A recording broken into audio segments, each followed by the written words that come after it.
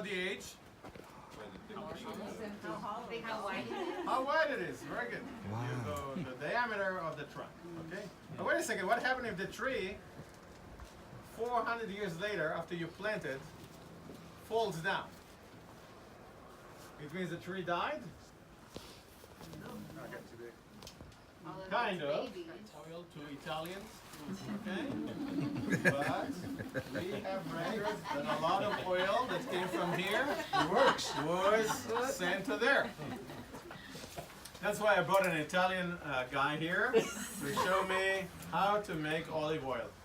First of all, the season, remember the season of when we harvest the olives is October, November, okay? First season. Second, how do we pick the olives? By hand, one by one, like this. It will take forever. Shake the tree. It's very difficult to shake the tree, but what do we do? Make the children do it. Make the children do it. Pound the tree. Very good. What is your name? Marty. Marty. 2 points. You put a net under the tree and you hit it with a stick. And then all the olives fall down and then you take it. Okay? That's, by the way,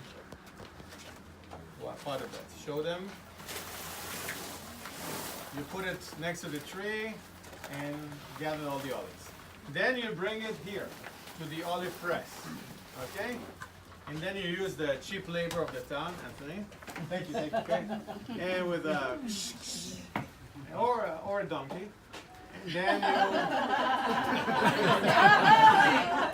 And then you roll it with that millstone, this big one.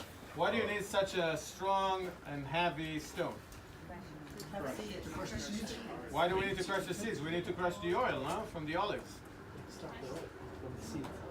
Oil comes from the seeds? Very good. Who said it? Yes, right here. 2 points. Thank you.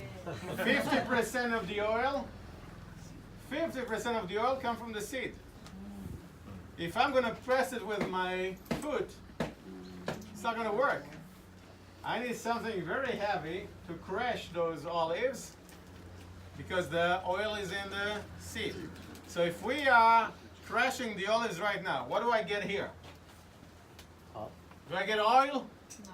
No. I get a mush. Very good. I waited for that word, mush.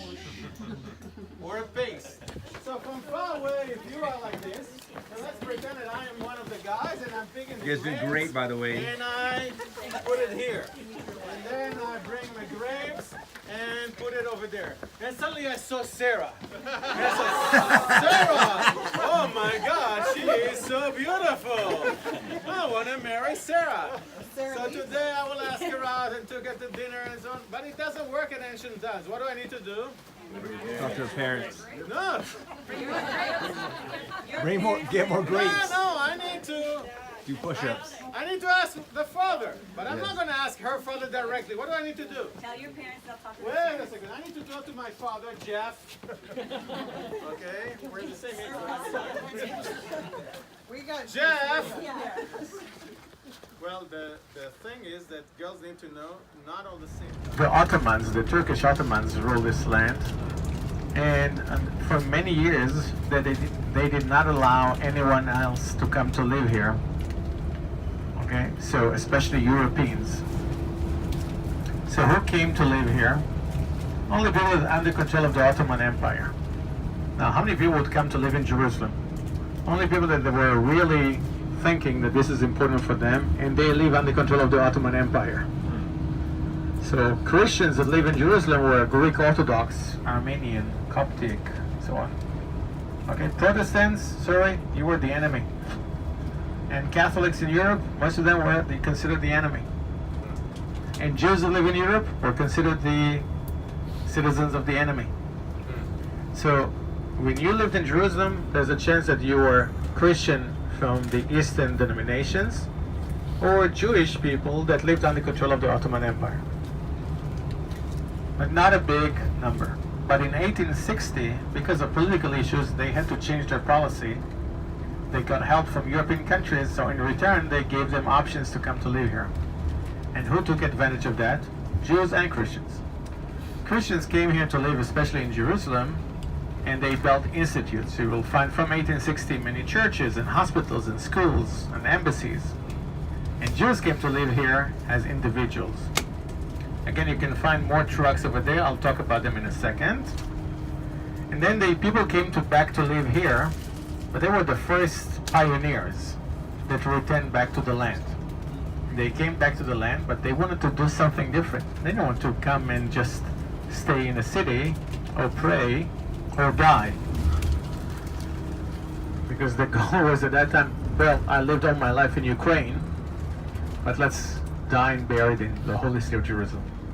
But this new wave of pioneers came to work here, and they come to work in the land and came to farm. But the biggest change was when a Jewish guy named Theodor Herzl. How many of you heard the name? Herzl was born in Budapest, Hungary in 1860. And like a good Jewish boy, his parents sent him to law school. And he became a lawyer, but he didn't like to work as a lawyer. So he decided he was good with words, like most of Jews. And he started to write things. He wanted to write plays for the theater. But he, maybe because of anti-Semitism, maybe because his plays were not that good, they didn't accept him to the National Theater, not in Vienna.